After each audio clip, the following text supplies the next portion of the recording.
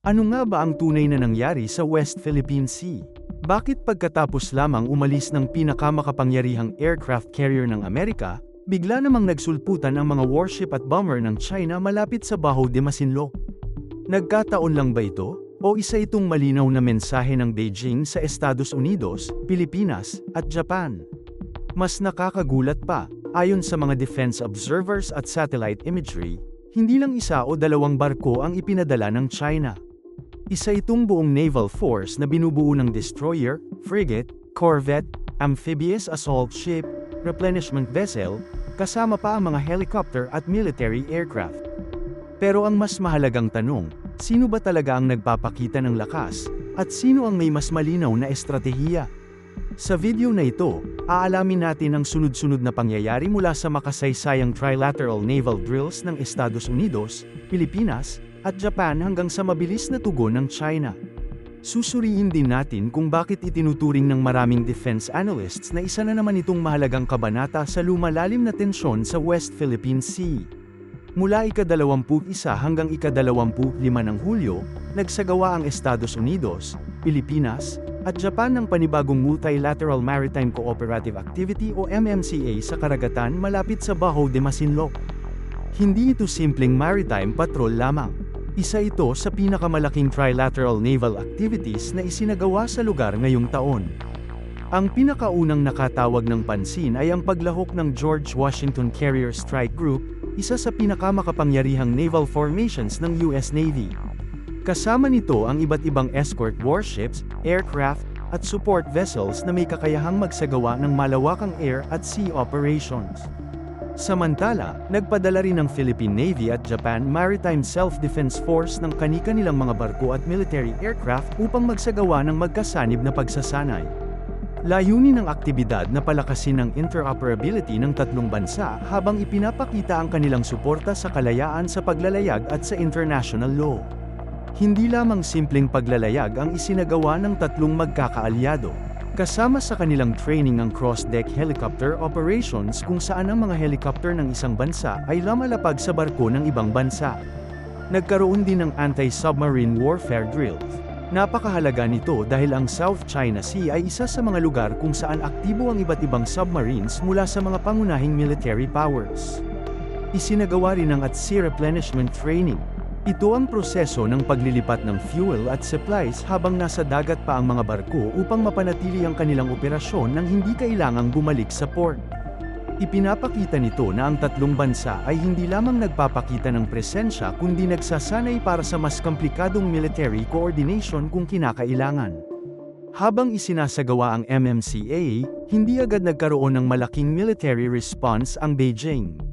Ngunit makalipas lamang ang ilang araw matapos umalis ang George Washington Carrier Strike Group sa lugar, biglang nagbago ang sitwasyon.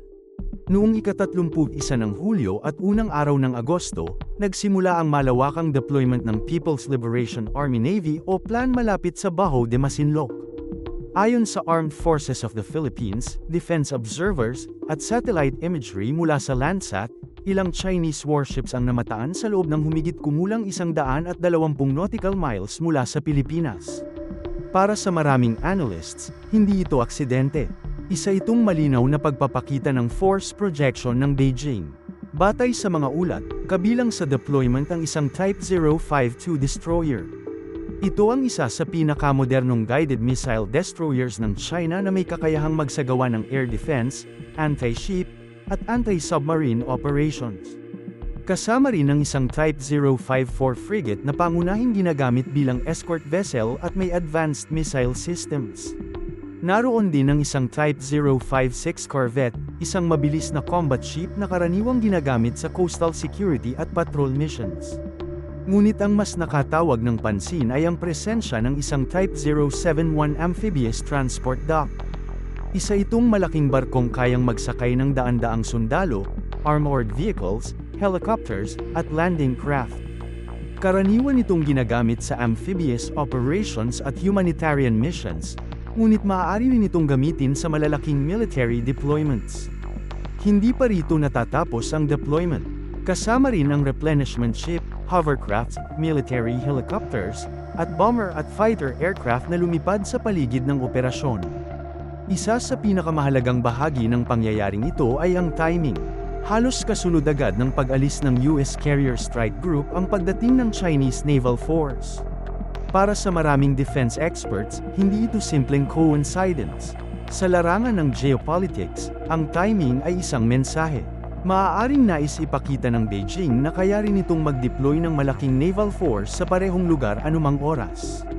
Sa kabilang banda, ipinapakita rin ng Estados Unidos at mga kaalyado nito na patuloy silang magsasagawa ng freedom of navigation at cooperative maritime activities sa loob ng international waters at sa exclusive economic zone ng Pilipinas. Nagiging tila isang show of presence ang bawat deployment ng magkabilang panig. Nilinaw ng Armed Forces of the Philippines na ang isinagawang MMCA ay naganap sa loob ng 200 nautical mile exclusive economic zone ng Pilipinas. Ibig sabihin, ang aktibidad ay isinagawa sa mga lugar kung saan may sovereign rights ang Pilipinas alinsunod sa United Nations Convention on the Law of the Sea o UNCLOS. Patuloy ding binibigyang diin ng pamahalaan na ang 2016 na Arbitral Award ay nagpasya na walang legal na batayan ang malawak na maritime claims ng China sa malaking bahagi ng South China Sea. Gayunpaman, patuloy pa ring isinusulong ng Beijing ang sarili nitong posisyon sa pamamagitan ng regular na pagpapadala ng Coast Guard, maritime militia, at warship sa mga pinagtatalunang karagatan. Kung susuriin ang mga pangyayari, malinaw na hindi na lamang ito usapin ng Pilipinas at China. Mas lumalawak na ang strategic competition sa Indo-Pacific. Sa isang panig, makikita ang mas malalim na military cooperation ng Estados Unidos, Pilipinas, at Japan. Sa kabilang panig naman, ipinapakita ng China na hindi ito uurong sa pagpapadala ng malalaking naval assets sa mga lugar na inaangkin nito. Hindi rin malayong mas dumalas pa ang mga katulad na joint patrols sa mga susunod na buwan. Kasabay nito, maaari ring mas maging madalas ang pagpapadala ng China ng mga surface action groups bilang tugon sa bawat malaking allied exercise. Ito ang dahilan kung bakit lalong tumataas ang pangangailangan para sa maayos na communication mechanisms upang maiwasan ang anumang aksidente o hindi inaasahang insidente sa dagat.